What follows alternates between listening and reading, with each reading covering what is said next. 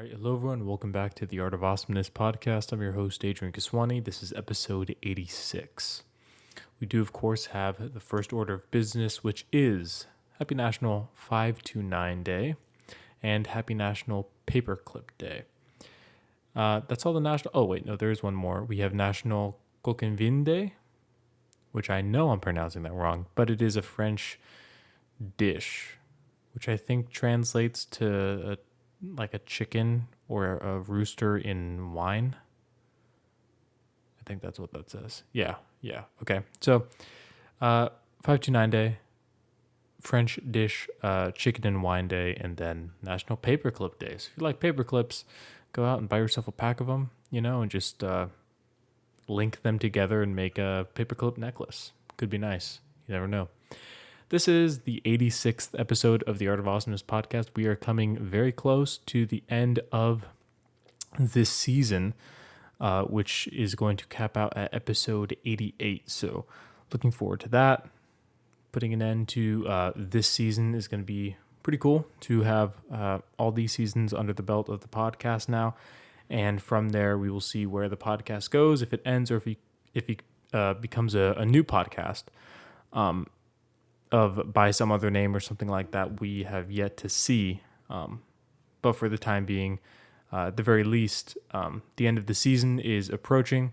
And so for all of those of you who have stuck with us throughout all of these trying times listening to the podcast, we appreciate you. Thank you very much for tuning in. We appreciate it. This topic for this episode is one that we've definitely spoken of in the podcast before. It's not a foreign concept by any stretch of the imagination. We've touched on it a few times. However, I don't think that we've ever, at least in depth, really gone over this topic at large in a dedicated episode. So I'm going to try and go over some of those things today regarding social media, and not really. I guess I was going to kind of make it a pros and cons of social media, but plenty of videos have been done on that before in the past. I thought I'd rather go over just how to manage social media, because we all use it for the most part. I mean, very, very, very few people are completely void of using social media. I mean, even, I guess you could say YouTube is kind of a form of social media, and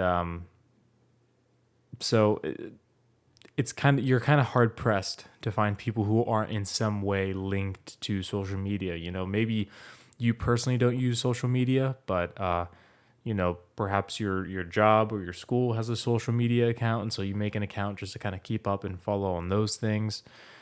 I know me personally, I didn't have any forms of social media growing up. Throughout high school, I specifically chose not to get into social media just so I could focus on my school and things that I deemed more important than social media. I know a lot of people had Snapchat mostly and Instagram when I was in high school. I never had any of those. I still to this day have yet to download Snapchat. I've never used it, and never even downloaded it on my phone, to be quite honest with you.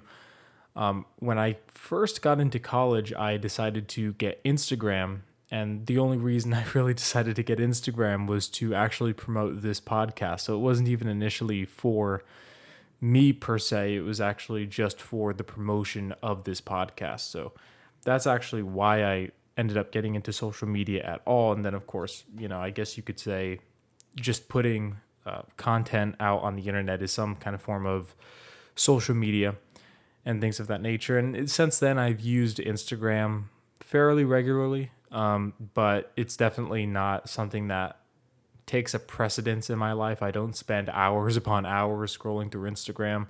On average, I think I maybe spend about 10 to 15 minutes a day on Instagram. So Instagram for me is definitely not something that I spend a lot of my time with. And that's really the only form of, I guess, kind of typical social media that I have. I do have a Twitter account. I do have a TikTok account, I believe. And I think as far as the mainstream ones go, that's about it. Yeah, Twitter, Instagram, and then TikTok. I don't really use Twitter. Twitter is something that I very rarely go on. It's something that sometimes I'll kind of promote my Instagram content on there, but apart from that, I don't use Twitter ever practically. And then as far as TikTok goes, the only reason I ever made a TikTok account in the first place was so that just in case in the future, if someone tried to take my name, they couldn't. So I think I went on a few different social media websites and just made accounts with my name so that in the future, no one could take my name and try and pretend to be me, So I wouldn't have to put like the real Adrian Kiswani or something like that, or change my name somehow. I just wanted to make sure I had that. So that's the only reason that I've ever gotten TikTok. And as far as TikTok is concerned, I never use it. So if you're trying to follow me on TikTok or Twitter, don't waste your time doing that. I don't use those outlets of social media at all. The only one I am active on is Instagram. And even with Instagram, I have not been on, I haven't been posting daily for a very long time. When I first got Instagram, I used to post daily on it. And that was kind of a challenge for myself. We were kind of in the midst of the pandemic, and I kind of needed something to release my kind of artistic side or creative side of myself. I wanted to express that in some way, and I wanted to do it somewhat consistently. And so I kind of made a challenge for myself. My challenge was I'm going to try and take a somewhat interesting photo every day for as long as I can. And I'm going to post it on Instagram to just kind of get my foot in the door. I really didn't know what Instagram was used for. Again, I had never been on Instagram prior to making an account. And so I didn't really know what people used Instagram for. I didn't know what DMing was. I didn't know what stories were. I had no idea how to work stories or, how to save posts. I had no concept of what any of this kind of social media stuff was. So I really had to kind of learn it once I got to college, which was kind of an interesting thing to do at that age. But that's kind of my social media usage in a nutshell. So as you can tell, I'm not an avid user of it. And relative to my lifespan, I've only really delved into social media kind of later in my life, comparable to most, right? I mean, the majority of the people who I went to school with, Snapchat and Instagram was how most people were communicating in classes, apart from obviously text message and that kind of a thing. But for me in high school, it was mostly just text and email were my main forms of communication. So with that in mind, that's kind of my social media background, just to kind of set the stage here. I'm going to be talking about social media management and kind of how to manage yourself mostly. It's not even so much about social media so much as it is making sure that social media doesn't end up controlling your life, right? Because I know that in this day and age, it's very easy to get kind of swept up in social media and to kind of lose yourself in social media in many aspects. I've seen, people get depressed and anxious and all those weird new negative emotions that seem to plague everyone nowadays.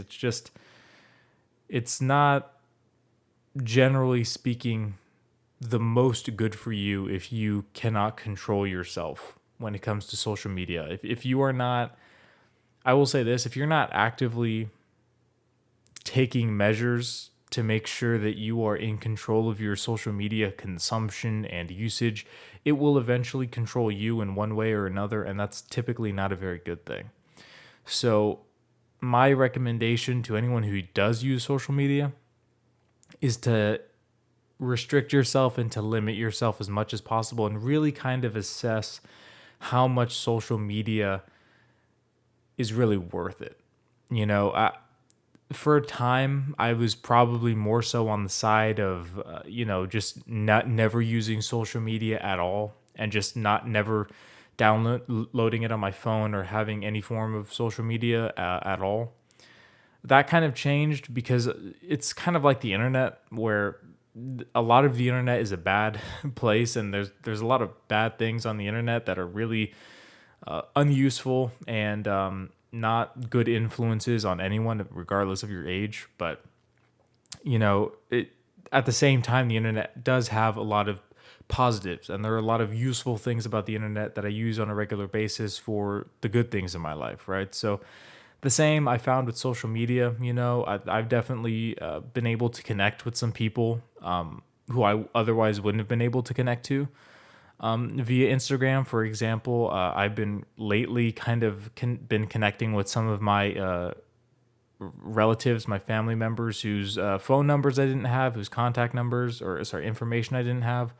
And I ended up just being able to kind of connect with them more so via Instagram, because all I had to really do was look up their name and I was able to find them. And it wasn't that hard of a thing to do. So I've actually been able to connect with some friends from high school whose numbers I wasn't able to get before high school ended, and some family members and such. So, and I was, of course, able to promote this podcast, and it definitely helped the audience numbers go up once we started using Instagram and things of that nature. So there's a lot of positives that can come from social media. So I've definitely changed my view or my opinion as far as like social media is completely bad, because there are definitely some good things that come along with it. But it's really only if you have yourself under a certain level of subjection, because social media is something that is designed to be very addictive. It's designed to keep you on there for as long as possible, to keep you scrolling or swiping for as long as you can. That's really how these companies make your money. Is how these companies make money, is because they are using your data, they're using your viewer time, all of these things, ads and things of that nature. The more time that you spend on the website or the app, the more money the companies are making. So of course they're going to they're going to throw many resources to make these apps as addictive as they possibly can, so that you can spend as much time on them as you possibly can. And that can be a large waste of time for a lot of people. I know some people, maybe even some of you who are listening to this podcast, maybe spend hours a day on these social media sites.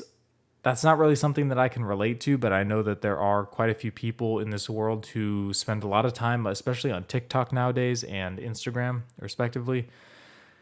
There's a lot of stuff going on in the world, and we're very social media, internet kind of driven generation that kind of gets all of our information from these sites and these apps. And so, I can see why people would want to kind of stay connected in a sense, and really kind of just stay in the loop, so to speak, just so you kind of know what's going on in the world. If it wasn't for Instagram, for example, I wouldn't have known really about the Texas shooting or anything like that just recently happened. As of the time of this recording, the school shooting that happened in Texas, I wouldn't have known about that really had I not seen people on Instagram posting pictures about it. And then from there, I was able to kind of delve in and do my own research on the situation, because it was interesting and it was pretty tragic.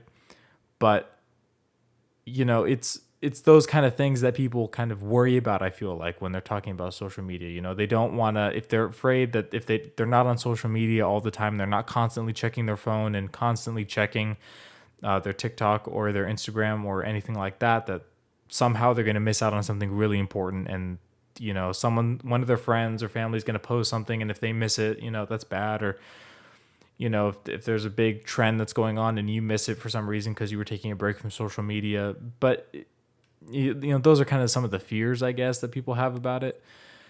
But honestly, I'm just going to be real with you guys. I don't think that social media, taking a break from it or limiting your usage of it, is really going to harm you in any way. If anything, I think it's going to benefit you, because you're not going to be, kind of in my opinion, just wasting your time with a lot of content that really isn't doing you much good. There's definitely some benefits. Again, I'm not saying it's 100% bad, but I do think that people can get more so lost in it than they probably should be. And so that's why my time, I don't even really limit myself. I just don't tend to go on there often. It's not really a bad habit for me. So 15, 20 minutes a day on Instagram is about as much as I do social media wise. And then the rest of it is probably YouTube for me, or, obviously posting on YouTube is one of the biggest ones. And then also watching different content on YouTube that interests me. That would be, I guess, technically social media, but the social media that we generally kind of refer to are the ones that we have on our phones, Twitter, TikTok, Instagram, Snapchat. I don't think many of us use Facebook for those of you who do Facebook. And so, in terms of managing your social media consumption, the easiest way to reduce it, which I think is a good thing for most people, is just to limit your time on it and to not maybe dwell on it so much. Maybe go on a somewhat kind of a social media fast, if you will. Just challenge yourself to see if you can go 3 days or a week without going on social media. If you can't go 3 days or like a week without social media, then you probably have a bit of an issue with it. That would kind of be my gauge. If you're curious, like, do I have a problem with social media? It's like, well, try like not touching it or going on it at all for a few days and see if it bothers you at all, if you can handle it. If it's not a big deal and you just kind of forget about it and you just keep going about your day as you normally would, then chances are you're probably not super addicted to it and it's not a big issue. It's not a big time sucker, right? It doesn't take a whole bunch of your time that you could be using on other things. It's probably just a little part of your day, like, for example, that I do, that doesn't take up a huge amount of time, a huge amount of energy or anything like that on Instagram or TikTok or anything like that. It's not a big deal. But if you go through like social media withdrawal to the point where you're itching to get your phone back in your hands and to open the app, then at that point I would say probably try to limit your time to under an hour. Um, Even an hour to me sounds like a lot, but if you can get your social media consumption under an hour a day, I think that would probably be the most beneficial.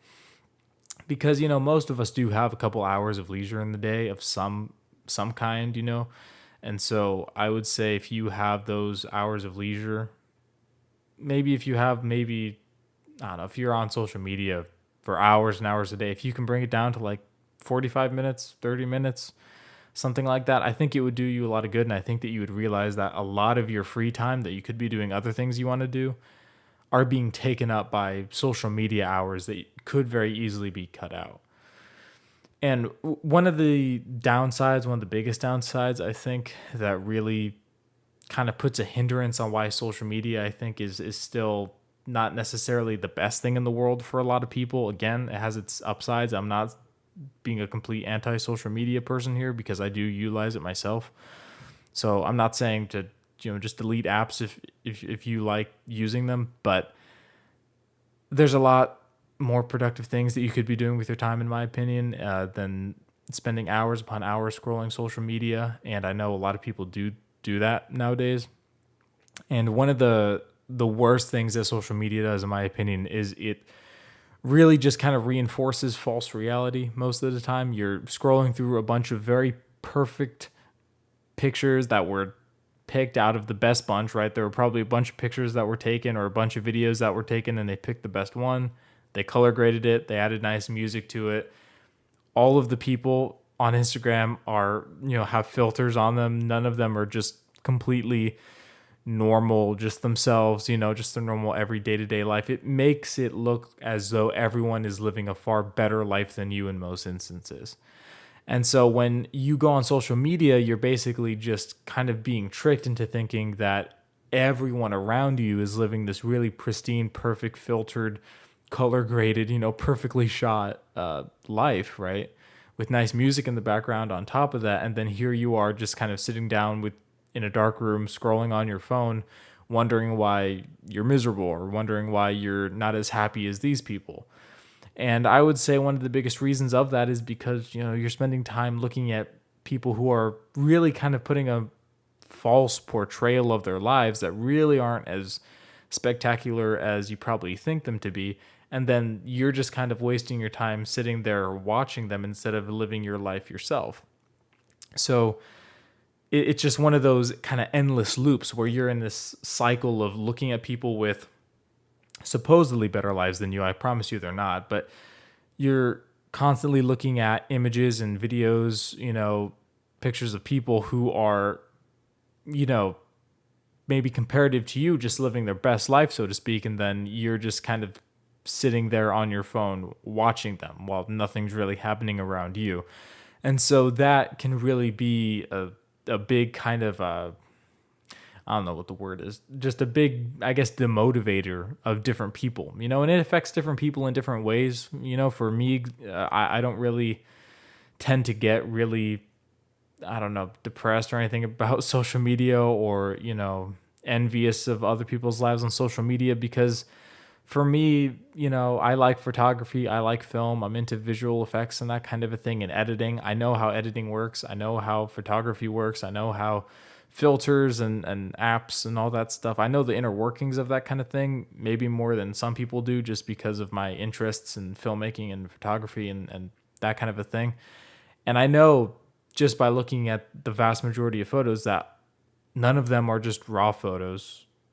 They're the best photos picked out of the bunch of photos that were taken, and it puts forth this kind of a false reality that is far more rose colored than it typically really is. Now, for me, I like photography, I like taking cool pictures. And so, of course, on social media, you're going to post the best picture, right? That makes perfect sense, right? Why would you post a bad picture when you have good pictures that you can edit to look even better, right? Why on earth wouldn't you post the best picture? And I'm not saying that posting the best picture that you have is necessarily a bad thing, but when you start, you know, coveting the likes of a certain post and you utilize people's positive feedback on Instagram for your happiness and for your dopamine hits, at that point it can become problematic, because then you're just using that medium to give you kind of a false sense of happiness, right? And also it's short-lived. It doesn't last, right? Because then you're just going to have to go on social media, 10, 15 minutes later and keep looking and keep checking the like count, right? And if it's not at a number that you think is good, then you feel like you did something wrong, or you feel like, there's an issue with you or something like that. And you're like, but I picked the best photo and all this stuff. And it just creates a false sense of what is good and what is real and things of that nature. And so I think that for people who are more sensitive to that kind of thing, it's just probably best for those of you who have that kind of a tendency to just not spend as much time on social media, and to definitely limit the amount of exposure that you have. For me, that means that I know that Twitter can be a very, what's the word? Unsightly place in terms of what people say on there and stuff like that. So I never use Twitter. When Instagram gives you the option to also post to Twitter, I'll do that. But as far as actually going on to Twitter, and I never just go on to Twitter and look at what's on there. I've never done that once in my life, and I'm very happy about that fact. I don't feel like I'm missing out on anything. It's not one of those things where I'm like, man, I kind of wish I'd gone on Twitter once or twice. It's not something that bothers me, because I know that I probably spent my time doing something better than just going on Twitter and seeing whatever people were mad about that day, and just there's a lot of things on social media that just don't really do you the kind of good that maybe social media hypes it up to be. And so, and another thing, you feel like you're connected to a lot of the people that you see on social media because, for example, like the one I gave earlier of being able to connect a little bit more to family and things of that nature. That's cool. But in reality, the majority of the people that you actually regularly interact with are going to be the people on your contacts on your phone. They're going to be the people who you message via text, and who you call, things of that nature. It's generally not the people who you're on Instagram with, right? Exclusively, that is. If they also have your number and you guys talk that way, that's one thing.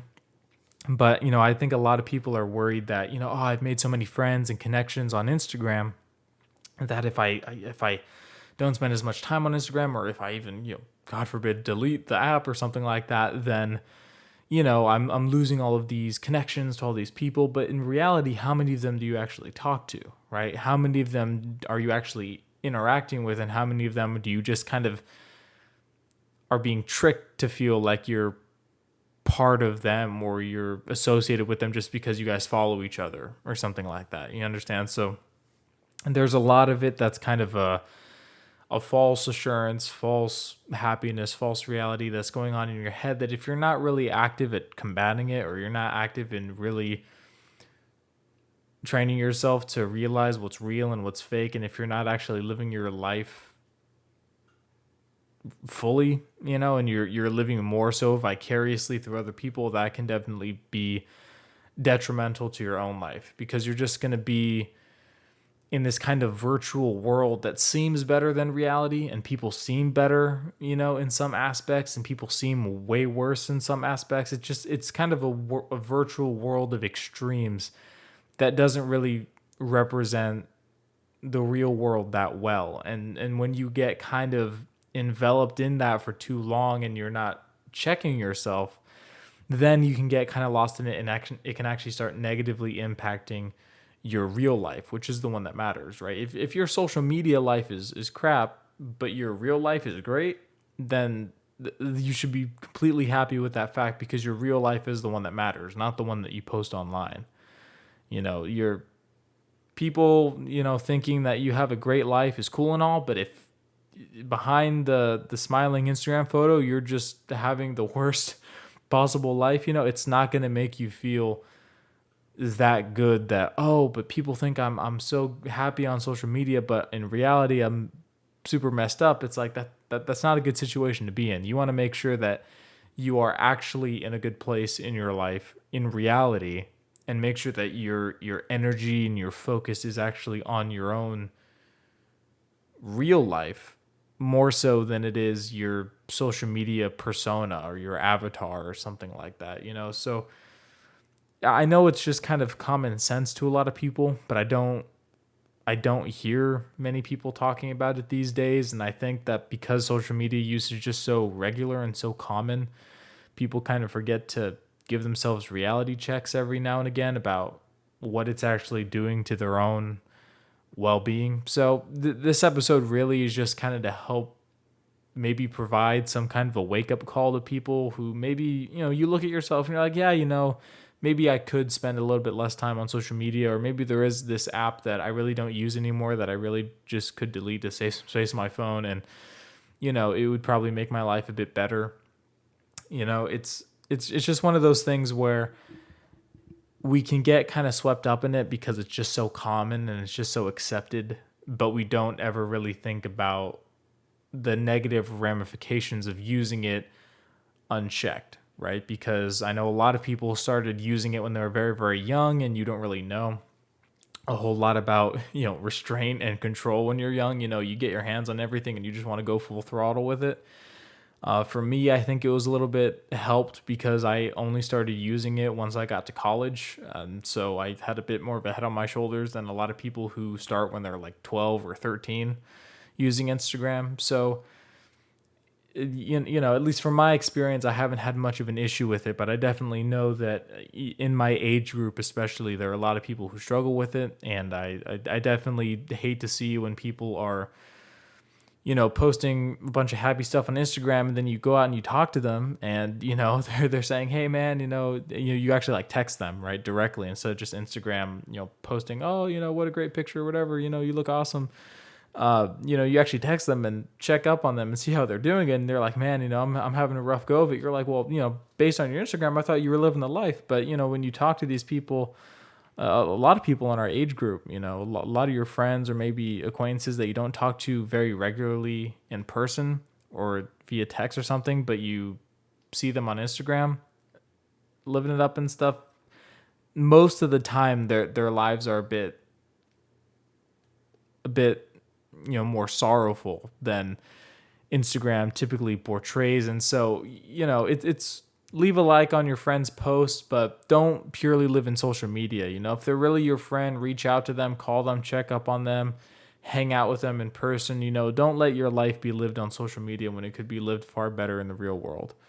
And so I know that with COVID and all that stuff, it's been kind of hard because people are all skittish about seeing people in person. In my opinion, COVID, that's 2 years ago, man. Go hang out with people in person, hang out,